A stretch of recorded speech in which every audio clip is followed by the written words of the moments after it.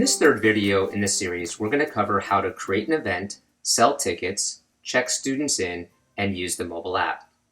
If you're looking for system setup or configuration of ticketing, please watch one of the prior videos. Under the Events tab, you will find all of your active events. When you're done with an event and you want to hide it from this list, just check the box of one or more events and click the Deactivate button from this action bar. If you want to view any events that you've marked inactive, click this button here and you can still see your inactive events. If you want to permanently delete an event from the system, which we don't recommend unless it was an error, you can also delete it by checking the box and clicking delete, or if you want to reactivate it, you can do that as well. Clicking on the edit button will bring up some options to modify that specific event. We'll go into the Create New Event, which has the same options, and walk you through that process. Here you can see there are 3 tabs with different options. When you are done with the event's detail, it will take you to the settings and then prices if applicable. You can also click on the tabs if you want to go to a specific section. Start by giving your event a title, then select the date of your event, and finally a start and end time. If your event runs for multiple days, you can actually use any date within the date range. Next, you will choose how your event will operate. There are 4 options here.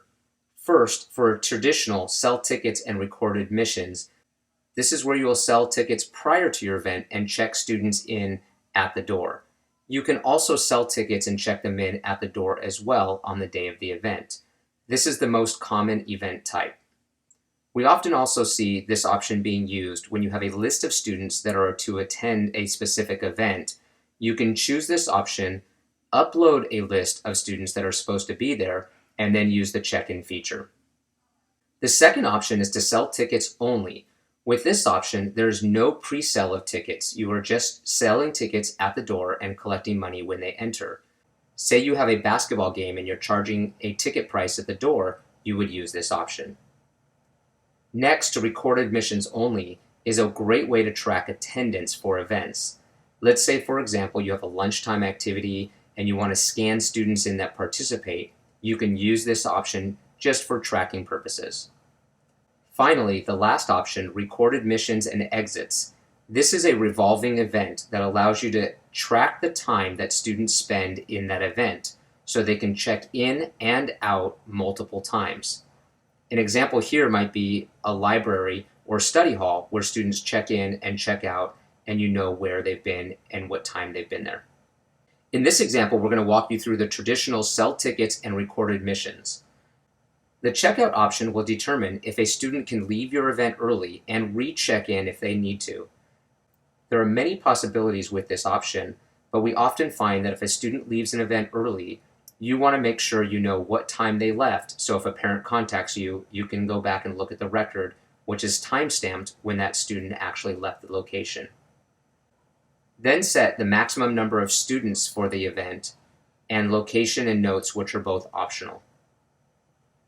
The settings on this next page will change based on the event type that you select.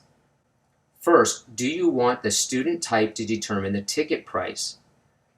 So in this example, if you're selling, say, an activity pass or activity card, where students get a discount rate if they purchase one at the beginning of the year, you can mark those students have purchasing this activity card, and the system will automatically give them the selected rate for that particular event.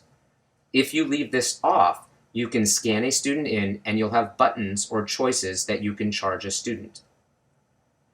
Next, do you want to exclude students with no permission?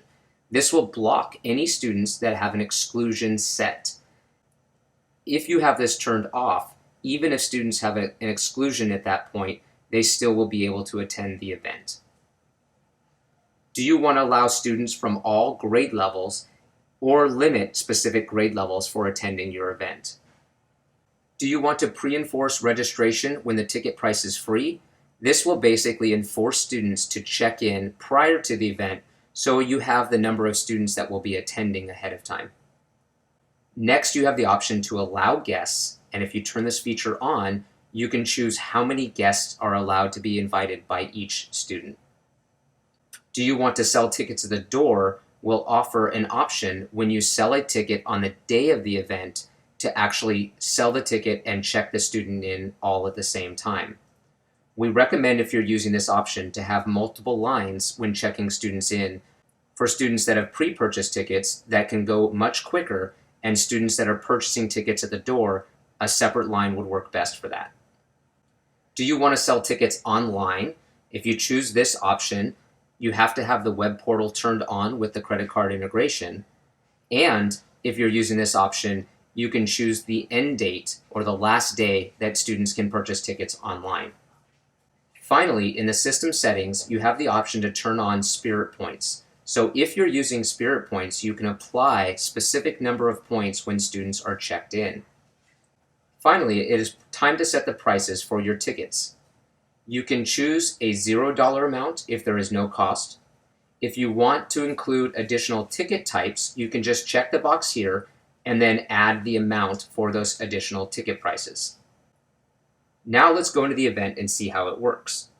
If you're using a barcode scanner, just scan the student ID into this box.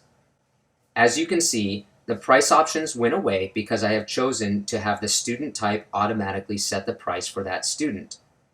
If I go back and turn that feature off, and now go back in and scan a student, you will see that I have options that I can choose for that student's ticket price. Clicking on the Amount Due or the Next button will take you to the final screen where you can either print and complete the transaction or just complete the transaction without printing a receipt. You can also sell tickets by doing a student lookup. Just type in the first name, last name, or student ID into this box, and you can follow the same procedures. If you have the guest ticket option turned on, you will see a guest ID button in the top right corner. Just click this to start the process, enter the guest first name and last name, and if you're going to connect that guest to the host student or the student inviting the guest, you can enter that host student's name in here and connect the two together. Next, you would go ahead and choose the price of the ticket, or if you have the option turned on to automatically set the price, then the guest ticket price would be applied to this student record. Next, let's go to the check-in screen. As you can see, you have two options here. Again, you can use a barcode scanner in this first box, or you can use this second box to look up a student name by their first name, last name, or ID number. When checking in a student that has a guest, you will be prompted to check in the guest at the same time. If a student tries to check into the event more than once, you will get a warning message. If you have the exclusions on and a student with no permission is trying to enter, you will also get a warning message as well. You can go to the Attendees tab to view all of your attendees and see the status if they've checked in or not. To make any changes to the student record, such as a refund or reprinting a receipt, or even to delete the check-in, check-out, or ticket, you can do that by checking the box of that student and then going to the action bar and choosing the option. The last part in this section is about preloading a list of students that have purchased a ticket in advance from another system. Sometimes schools have a point-of-sale system different than ours, and they want to import the students that have purchased a ticket or are allowed to an event. To upload a list, you just need the student ID number, first name, and last name in a file, and you can upload that here. If you have guests, their names will be in a separate column after the first name and last name. In this last part of the video, we're going to cover reports. The report titles are pretty self-explanatory, but we'll go through them quickly.